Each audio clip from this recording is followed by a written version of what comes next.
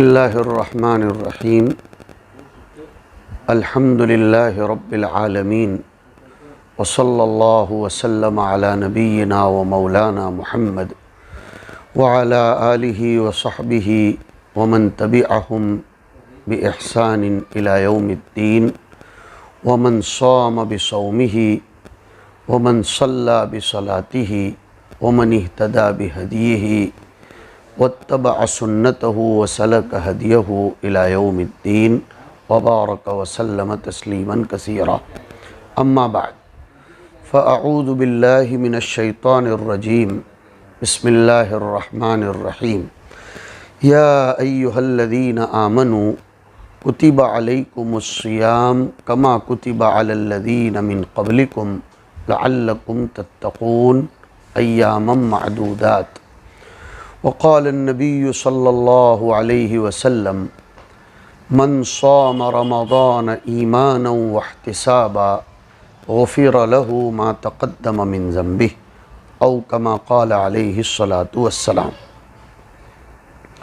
معزز سامعین، سامعات، بزرگوں، بھائیوں اور بہنوں، قرآن کریم کی جو آیت میں نے تلاوت کی اس میں رمضان المبارک میں روزوں کی فرضیت کا اعلان ہوا اور تمام مسلمانوں کو، اس زمانے کے مسلمانوں کو اسی آیت کریمہ کے ذریعے روزوں کی فرضیت کا علم ہوا۔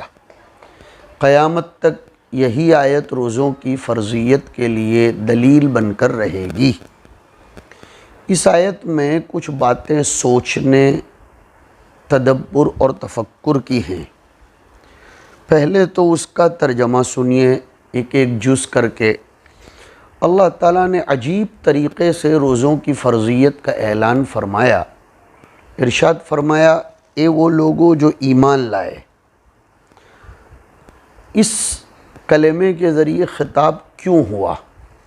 حضرت عبداللہ ابن مسعود رضی اللہ تعالیٰ عنہ فرماتے ہیں کہ قرآن کریم میں جب کبھی میں یا ایہا الذین آمنو کے لفظ سے خطاب ہوتا ہوا سنتا ہوں تو میرے رونگٹے کھڑے ہو جاتے ہیں، مجھے خوشی بھی ہوتی ہے اور ایک طرف پابندی کا احساس بھی ہوتا ہے کہ اللہ تعالیٰ نے اسپیشلی طور پر ہم لوگوں کو یا ایہا الذین آمنو کہہ کر خطاب فرمایا۔ اس خطاب میں بڑی حکمت ہوتی ہے۔ ایک چیز جو نفس پر شاق ہو، دشوار گزار ہو، اس کے لیے بڑی ہمت کی ضرورت پڑتی ہے، اور اس کے لیے ایمان کو بنیاد بنایا گیا۔ ایمان، جو ایمان لا چکے ہو، یعنی تمام باتوں کے قبول کرنے کا عہد، پرومس اور ایگریمنٹ کر چکے ہو، دائرہ اسلام میں داخل ہو چکے ہو، اور ایمان نام ہے انقیاد کا، بلا چون و چرا تسلیم کرنا، اپنے آپ کو اللہ کے حوالے کر چکے ہو کہ وہی ہمارا مالک ہے، وہی ہمارا حاکم ہے، وہ جو چاہے حکم دے گا ہم اس کو مانیں گے، چاہے اس میں ہمارا فائدہ ہو یا نظر نہ آتا ہو فائدہ، 1 مرتبہ کرنا ہو 100 مرتبہ کرنا ہو۔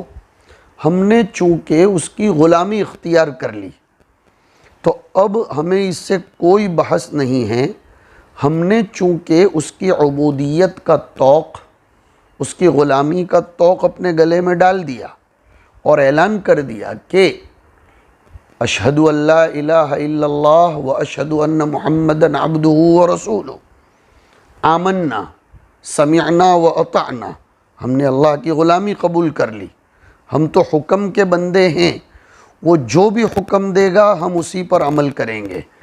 اللہ کی ذات حکیم ہے، وہی اس حکم کو اس طرح شروع کر سکتا ہے، ورنہ دنیا کے جو قوانین ہوتے ہیں اور ان قوانین کا حکومتیں جو اعلان کرتی ہیں، جو نئی نئی پابندیاں، rules and regulations, law and orders طے کرتی ہیں، ان میں ان کے لیے کہنے کی ضرورت نہیں ہوگی کہ یہ کرو گے تو بچ جاؤ گے، اس پر عمل نہیں کرو گے تو پھنس جاؤ گے، لیکن اللہ حکیم مطلق ہے، زمین و آسمان کا مالک ہے، ساری زندگیاں، سب کی جانیں، سب کی عزتیں، سب کی صحتیں اور سب کی ساری عفتیں اسی کے قبضے میں ہے۔ وہ کسی طرح کہہ سکتا تھا، پھر بھی اس نے فرمایا کہ یا ایھا الذین آمنو، اس نے ہم تمام مسلمانوں کی قوت ایمانی کو آواز دی، قوت ایمانی کو جگایا اور اسی کو بنیاد بنایا، اسی کو بنیاد بنایا۔ دوسری بات یہ سمجھیے کہ یہ انسان کی فطرت ہے، اللہ تعالیٰ فطرت انسانی کا بنانے والا اور اس کا پروڈکٹ کرنے والا ہے، اس کی رعایت بھی وہی کیسے کرنا چاہیے جانتا ہے۔ کسی مجبوری سے وہ اس کی رعایت نہیں کرتا، حکمت کی بنیاد پر، اپنی صفت رحمت کی بنیاد پر وہ رعایت کرتا ہے کہ جب وہ کسی بات کا حکم دیتا ہے تو پہلے اس بات کے لیے زمین ہموار کرتا ہے، نفوس کو، انسانی طبیعتوں کو آمادہ اور تیار کرتا ہے تاکہ انسان اس کو آسانی سے قبول کر سکے۔ وجہ کیا ہے؟ انسان میں یہ فطری بات ہے کہ جو چیز اس کو انوکھی اور نرالی معلوم ہوتی ہے اس سے وہ اول وہلے میں فرسٹ اسٹیپ میں گھبرا جاتا ہے، چونک اٹھتا ہے کہ اچھا یہ بھی کرنا پڑے گا۔ لیکن جب اس انسان کو یہ معلوم ہو جائے کہ یہ تو ہوتا آیا ہے، لوگ کرتے چلے آئے ہیں، تو پھر وہ اس کو اپنی طبیعت تیار کر کے سنتا ہے، خوشگواری کے ساتھ مانتا ہے، آسانی کے ساتھ تابعداری کرتا ہے۔ اس لیے اللہ نے فرمایا کہ اے ایمان والو، تم پر روزے فرض کیے گئے جیسے کہ تم سے پہلے لوگوں پر فرض تھے۔ مذاہب اور اخلاقیات کی تاریخ، قوموں اور ملکوں کی تاریخ، یہ سب سے ثابت ہوتا ہے کہ ہر مذہب میں کسی نہ کسی شکل میں روزہ رہا ہے۔ مذہبی اور تاریخی کتابوں میں اس کی تفصیل موجود ہے کہ اس کی کیا شکل اور کیا تعداد تھی، کیا وقت تھا، کہاں سے شروع ہوتا تھا، کیا پابندیاں تھیں۔ یہ ایک علمی اور تاریخی مسئلہ ہے۔ بہرحال اللہ نے فرمایا، اس کی علت، اس کی غایت اور اس کا مقصد بیان فرمایا کہ روزے اس لیے فرض کیے گئے ہیں تاکہ تم متقی بن جاؤ۔ جب کسی زبان کا لفظ کسی زبان میں آتا ہے تو اکثر ایسا محسوس ہوتا ہے کہ وہ اپنے اصلی معنی کھو دیتا ہے اور اس کے ساتھ ذہن کے سوچنے کے بہت سے طریقے لگ جاتے ہیں۔ انہی میں سے ایک لفظ تقوی اور متقی کا ہے۔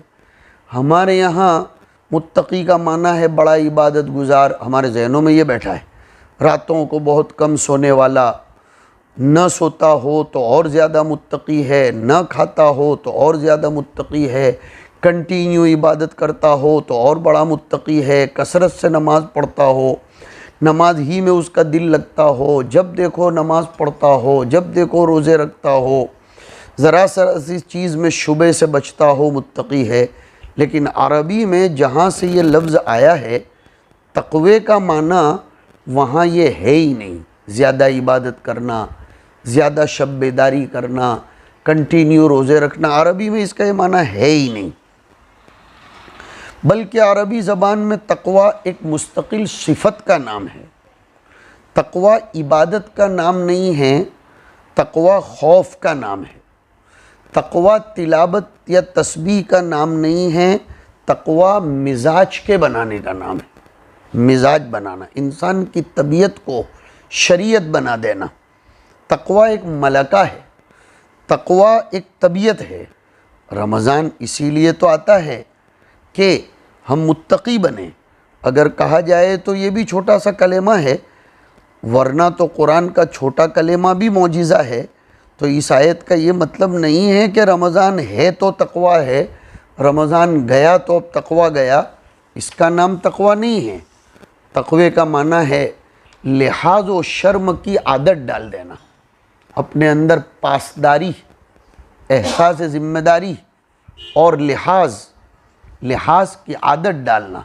مثلا یہ کہ کوئی بچہ ہے، اس کو اگر صحیح تعلیم دی گئی ہے، اسے اچھا ماحول ملا ہے اور اس کی صحیح تربیت کی ہے تو پھر اس کی طبیعت بن جاتی ہے، وہ بڑوں کا ادب کرنے لگتا ہے۔ بڑوں کے ادب کا کیا معنی؟ کہ بڑوں کے سامنے کوئی ایسا کام، ایسی حرکت نہیں کرے گا جو بے ادبی میں شمار ہو، جس سے ان بڑوں کی توہین ہوتی ہو یا ان بڑوں کا مذاق ہوتا ہو، ان کی طبیعت کے خلاف ہوتا ہو یا حقارت ہوتی ہو، تو اب کہا جائے گا کہ اس لڑکے کو بڑا پاس و لحاظ ہے، ادب سیکھ گیا۔ ایسے ہی طالب علم کا ادب و لحاظ، مرید کا ادب و لحاظ، ملازم کا ادب و لحاظ، تو تقوی کا معنی ادب اور لحاظ کا ہے کہ کرنے سے پہلے یہ سوچنا کہ یہ کام کیسا ہے، اس کو خوش کرنے والا ہے یا ناراض کرنے والا ہے، اور اگر دین کے دائرے میں دیکھیے تو یہ دیکھنا کہ دین و شریعت کے مطابق ہے یا نہیں، اس کی عادت پڑ جانا، یہ ہے تقوی۔ حضرت عمر رضی اللہ تعالیٰ عنہ، حضرت ابو بکر رضی اللہ تعالیٰ عنہ، ان کے بعد صحابہ کرام میں سب سے بڑا درجہ حضرت عمر فاروق رضی اللہ تعالیٰ عنہ کا ہے۔ مسلمانوں کے خلیفہ تھے، قرآن مجید ان کے سامنے ہی نازل ہوا، وہ اہل زبان میں سے تھے، قریش میں سے تھے، اہل مکہ میں سے تھے۔ اس زمانے کی ٹیکسٹائلی زبان جو ہر زمانے میں معتبر رہے گی، سکہ رائج الوقت کی طرح، وہ اسی زبان میں پلے بڑھے، اسی زبان کو بولنے والے اور صحابہ کرام کے ساتھ پلنے والے۔ صحابہ کرام وہ تھے کہ کسی چیز کے پوچھنے میں ان کو کوئی شرم بھی نہیں آتی تھی، وہ ہر وقت اس فکر میں رہتے تھے کہ اپنے علم کو صحیح کر لیں، بڑھائیں۔ تو انہوں نے حضرت عبداللہ ابن مسعود کا نام لے کر کہا کہ یہ بتاؤ تقوی کسے کہتے ہیں؟ حضرت عبداللہ ابن مسعود سے پوچھا امیر المومنین نے، حالانکہ وہ صاحب زبان تھے۔ عبداللہ ابن مسعود نے کہا امیر المومنین، آپ ایسے راستے پر چلے ہیں کہ دونوں طرف کانٹوں کی باڑ لگی ہو، ادھر بھی کانٹوں کی قطار، ادھر بھی کانٹوں کی قطار، دونوں طرف کانٹوں کی قطار ہو، اور راستہ تنگ ہو، شارٹ ہو، نیرو ہو؟ حضرت عمر نے فرمایا جی ہاں، ایسا اتفاق مجھے ہوا ہے۔ تو حضرت عبداللہ ابن مسعود نے فرمایا تو آپ اس باڑ سے کیسے گزرے، آپ نے کیا کیا؟ حضرت عمر نے فرمایا دامن سمیٹ لیا، آستین وغیرہ دیکھ لی کہ کہیں کانٹوں میں پھنس نہ جائے، کیا اس طرح میں نے کیا؟ حضرت عبداللہ ابن مسعود نے فرمایا اسی کا نام تقوی ہے، کہ زندگی اس طرح گزاری جائے کہ کہیں ایسا نہ ہو کہ کوئی کام ایسا کر بیٹھے جو خدا کو ناراض کرنے والا ہو، مسئلے شرعیہ کے خلاف ہو، ناجائز ہو، اور ہمارا دامن اس میں پھنس جائے، ہماری زندگی اس میں اٹک جائے۔ یہ دنیا میں دونوں طرف باڑ لگی ہوئی ہے کانٹوں کی، ایک طرف نفس کی، ایک طرف شیطان کی۔ ان دونوں کے بیچ میں سے اپنے آپ کو بچاتے ہوئے اپنی منزل پر پہنچ جانا شریعت ایک راستہ ہے، اور دونوں طرف نفس اور شیطان کی کانٹوں بھری باڑ ہے۔ اب اس شریعت کے راستے پر چلتے ہوئے منزل پر پہنچ جانا، اس کو کہتے ہیں تقوی۔ اس آیت میں بہت سے لوگ غور نہیں کرتے کہ عربی زبان کے مزاج سے واقف نہیں ہیں۔ وہ یہ سمجھتے ہیں کہ روزہ اس لیے فرض کیا گیا کہ ہم متقی بن جائیں، 29 یا 30 دن روزے رکھے گا، رمضان ختم ہو گیا، عید کا چاند نکلنے لگا تو وہ متقیوں میں ہو گیا۔ اللہ اکبر! کہ جس نے دن کو روزہ رکھا، کچھ کھایا پیا نہیں، کئی مرتبہ قرآن شریف ختم کیے، رات میں عبادت کر لی، تراویح سنی، تو یہ متقی بن گیا۔ اس کا مطلب یہ نہیں ہے کہ امتحان میں پاس ہو گیا تو چھٹی ملی، بلکہ مطلب ہے کہ رمضان کے مہینے میں حلال، پاک، طیب چیزیں دن کے اوقات میں اللہ کے حکم سے، اللہ کی مرضی سے پاک و صاف چیزیں تک چھوڑ دی، 1-2 دن نہیں، 29 دن پانی نہیں پیا۔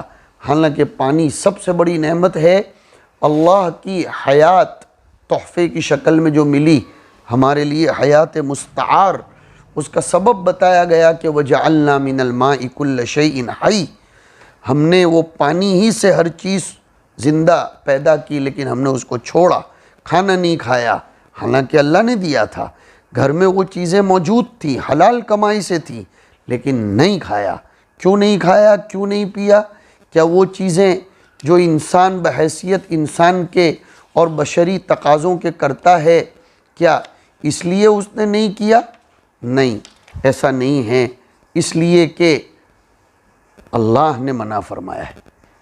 بحیثیت انسان کے اور بشری تقاضوں کے وہ کر سکتا تھا، تعلقات بھی اس میں ہیں، تصرفات بھی اس میں ہیں، اس میں اعمال بھی ہیں، یہ سب چیزیں انسان چھوڑ دیتا ہے صرف اللہ کے حکم سے، کہ اللہ تعالیٰ نے صبح صادق سے لے کر غروب آفتاب تک حلال اور پاک چیزوں کے استعمال تک سے روک دیا کہ تمہارے حلق سے پانی کا ایک قطرہ نہ اترنے پائے، یہاں تک کہ غسل جنابت تک میں اہتمام کرنے کو کہا گیا کہ اس میں حلق تک پانی پہنچایا جاتا ہے، لیکن اس میں مبالغہ مت کرنا۔ وضو میں ناک میں پانی ڈالنا سنت ہے، فرمایا لیکن کہ وَبَالِغْ فِي الْإِسْتِنْشَاقِ إِلَّا أَن تَكُونَ صَائِمًا، تمہارے حلق میں پانی کا ایک قطرہ اترنے نہ پائے، کھانے کا ایک دانہ نہ جانے پائے۔ تو جب ہم نے اللہ کے حکم سے یہ پاک اور طیب چیزیں چھوڑیں، تو اب جب رمضان المبارک ختم ہو جائے گا تو اس سے یہ بات بھی ہم پر واضح ہو جانی چاہیے کہ جب ناپاک چیزیں ہیں، اور ناپاک کیا ہیں ہم آپ سمجھتے ہیں کہ جسے گندگی لگ جائے، گندگی چیز پڑ گئی، گندی چیز اس میں پڑ گئی تو وہ ناپاک ہو گئی، جبکہ سب سے بڑی ناپاک چیز گناہ ہے، اللہ کی نافرمانی ہے۔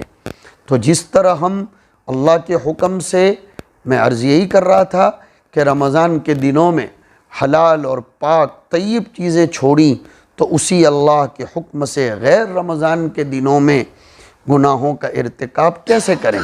ہم اللہ کو ناراض کرنے والی چیزیں کیوں کر گزریں؟ ہم جھوٹ کیوں بولیں؟ ہم جھوٹی گواہیاں کیوں دیں؟ ہم کسی مسلمان کی دل آزاری کیوں کریں؟ ہم کسی کا حق کیوں ماریں؟ ہم بہتان کیوں لگائیں؟ ہم چوری کیوں کریں؟ ہم ظلم کیوں کریں؟ ہم کسی کا خون کیوں بہائیں؟ ہم کسی کا دل کیوں توڑیں؟ بس ساری چیزیں جو آپ جانتے ہیں، ان چیزوں سے بچنے کی عادت، خیال اور دھیان پیدا ہو جائے، اس کا استحضار رہے، اسی کا نام تقویٰ ہے۔ میں پھر سے ریپیٹ کرتا ہوں، تقویٰ مزاج بنانے کا نام ہے، صرف عبادتیں کر لینے کا نام نہیں ہے۔ انسان عبادت تو کر رہا ہے، لیکن معاملات میں اور غصے کی حالت میں، دنیاوی حالات میں انسانی عبادت دھری کی دھری رہ جاتی ہے، تو پھر یہ تقویٰ نہیں ہوا۔ اسی طرح صرف طاعات میں لگنا، معصیت سے بچنا، یہی تقویٰ نہیں ہے۔ تقویٰ یہی ہے کہ مزاج بن جائے۔ روزہ فرض اس لیے کیا گیا تاکہ تمہارے اندر صفت تقویٰ آ جائے، اسی لیے لعلکم تعبدون، لعلکم تشکرون یا لعلکم تحتجون نہیں کہا، بلکہ یہ کہا لعلکم تتقون۔ عبادت میں لگنا یہ کسی مصلحت پسندی یا نفس پرستی کی بنیاد پر نہ ہو، بلکہ اللہ سے شرم کرنا، یہ تمہارا مزاج اور طبیعت بن جائے۔ تو تقوی کے معنی ہے لحاظ و شرم کی عادت، پاس و لحاظ کی عادت پڑ جانا، کہ کرنے سے پہلے یہ سوچنا کہ یہ کام کیسا ہے، خدا کو خوش کرنے والا یا ناراض کرنے والا، شریعت کے مطابق ہے یا نہیں، اللہ رسول کے فرمان کے مطابق ہے یا نہیں۔ یہ چیز جب آ جاتی ہے تو کہا جاتا ہے کہ انسان میں تقویٰ آ گیا۔ اور روزہ بڑی اہم عبادت ہے، اللہ کی رضا حاصل کرنے کا ذریعہ ہے، مسلمانوں کی دینی، اخلاقی، معاشرتی تربیت کا وسیلہ ہے، نفسانی خواہشات پر کنٹرول کر لینے کا اور اپنے آپ کو منکرات سے بچانے کا اہم ترین ذریعہ ہے۔ اللہ تعالیٰ نے روزہ ہر شریعت میں فرض کیا تھا، ہر امت میں روزے کا حکم دیا تھا۔ یہ بات الگ ہے کہ روزے کی صورت اور مدت الگ الگ تھی۔ کسی قوم کو ایام 20 کے روزے کا حکم تھا، کسی امت پر خاموش رہنے کا روزہ تھا، کھانے پینا ترک کرنا نہیں، خاموش رہنے کا روزہ، جیسے حضرت زکریا، حضرت مریم علیہم السلام کا روزہ۔ کسی نبی کو ایک دن افطار کرنے اور ایک دن روزہ رکھنے کا حکم تھا، جیسے داؤد علیہ السلام کا روزہ۔ کبھی دن اور رات دونوں کا روزہ تھا، اس طرح کہ اگر رات کو سو گئے تو روزہ شروع ہو گیا، اگلے دن کے افطار تک کچھ کھا پی نہیں سکتے، نہ خواہش پوری کر سکتے ہو۔ ابتدائے اسلام میں مسلمانوں پر بھی اسی طرح کا روزہ فرض تھا۔ حضرت معاذ ابن جبل رضی اللہ تعالیٰ عنہ روایت کرتے ہیں کہ روزے کے حکم میں 3 مرتبہ تبدیلی ہوئی۔ ابو داؤد شریف کی روایت ہے کہ نماز میں بھی احالات ثلاثہ، تحویلات ثلاثہ، اور روزوں میں بھی احالات ثلاثہ ہوئے۔ پہلی مرتبہ اس وقت جب رسول اللہ صلی اللہ علیہ وسلم مدینہ تشریف لائے، لوگ ہر مہینے میں 3 دن روزہ رکھتے تھے اور یوم عاشورہ کا روزہ رکھتے تھے۔ پھر اللہ تعالیٰ نے ان پر باقاعدہ رمضان المبارک کا روزہ فرض کر دیا۔ اس میں لوگوں کو اختیار دیا تھا شروع میں کہ چاہیں تو روزہ رکھیں اور چاہیں تو روزے کے بدلے کسی مسکین کو کھانا کھلا دیں۔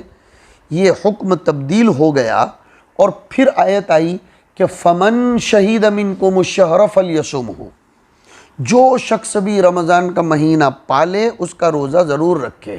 چنانچہ ہر عاقل بالغ مسلمان پر روزہ فرض کیا گیا اور اختیار آپشن ختم کر دیا گیا۔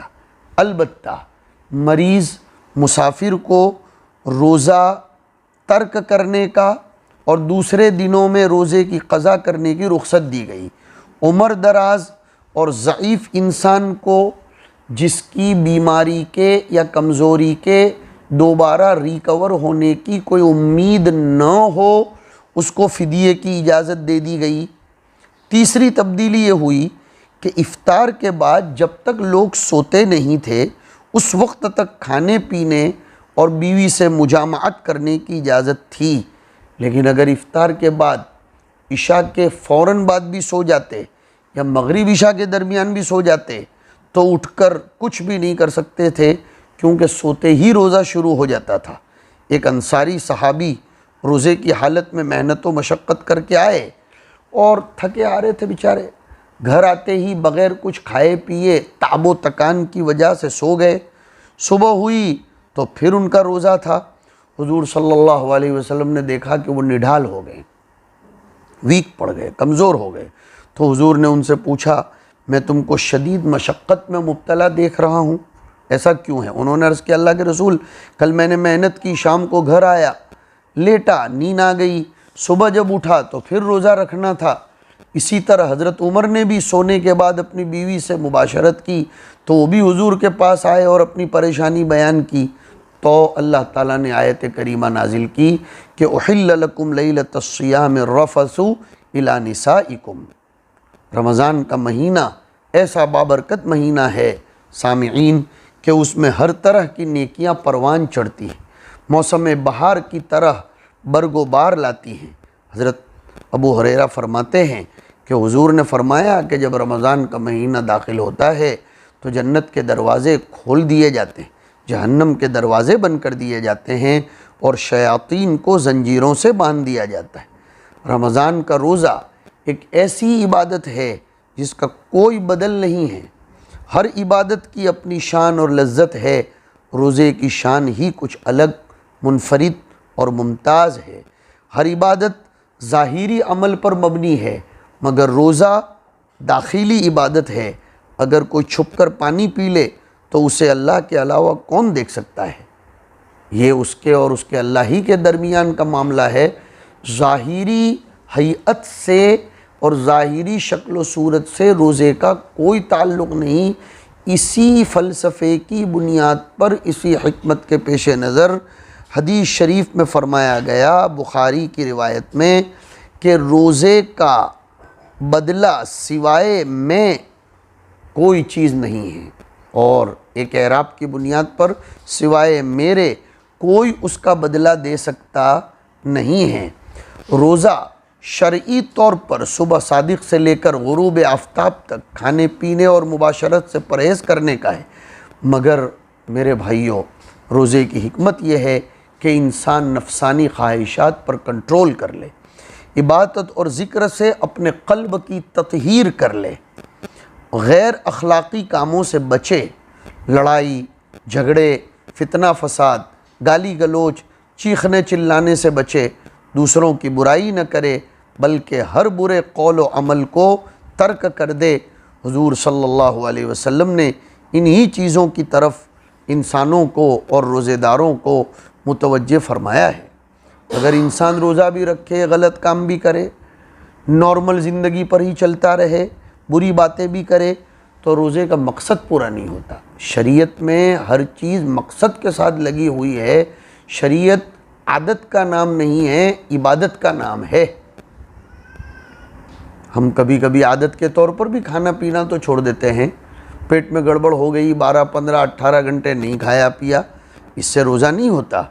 بظاہر وہ شخص روزہ تو رکھتا ہے لیکن اسے روزے کا اجر نہیں ملتا، کیونکہ وہ روزے کا مقصد پورا نہیں کرتا۔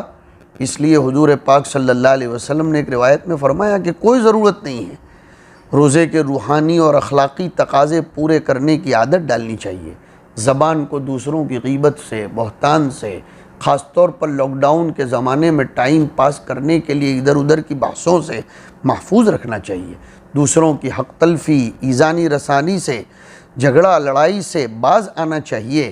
یہ روزوں کا مقصد ہے۔ اور روزے کی 2 اہم سنتیں ہیں، ایک سحری اور دوسرے افطار۔ سحری حضور صلی اللہ علیہ وسلم کی سنت ہے، اور یہی سحری فرق ہے اہل کتاب اور مسلمانوں کے روزے میں۔ حضور صلی اللہ علیہ وسلم نے سحری میں برکت بتائی۔ سحری کھانے کی خواہش نہ ہو، نیند کا غلبہ ہو، تب بھی ایک آدھ کھجور کھا لے یا ایک گلاس پانی پی لے، تاکہ سنت رسول صلی اللہ علیہ وسلم سے محروم نہ رہے۔ دوسری سنت افطار ہے۔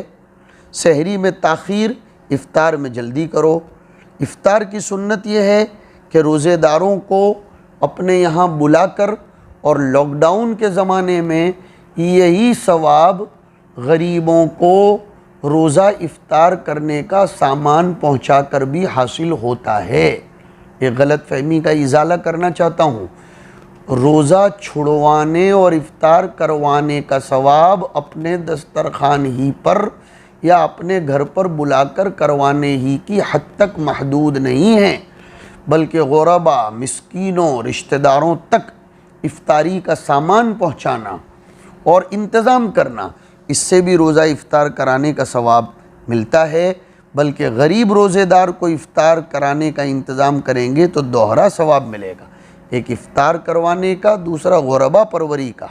افطار کے وقت دعا کرنا بھی مسنون ہے، اور روزے میں تلاوت قرآن کا اہتمام کیا جائے، تراویح تہجد کا اہتمام کیا جائے، ذکر کا اہتمام کیا جائے، تو روزے میں اور جان پڑتی ہے اور پھر کام بن جاتا ہے۔ اللہ رب العزت ہم لوگوں کو عبادتوں کی حقیقت فہمی نصیب فرمائے، روٹین سے ہٹ کر ہمیں عبادتوں میں جان ڈالنے کی توفیق نصیب فرمائے۔ وصلی اللہ وسلم علی نبینا و مولانا محمد وعلی آلہ وصحبہ اجمعین۔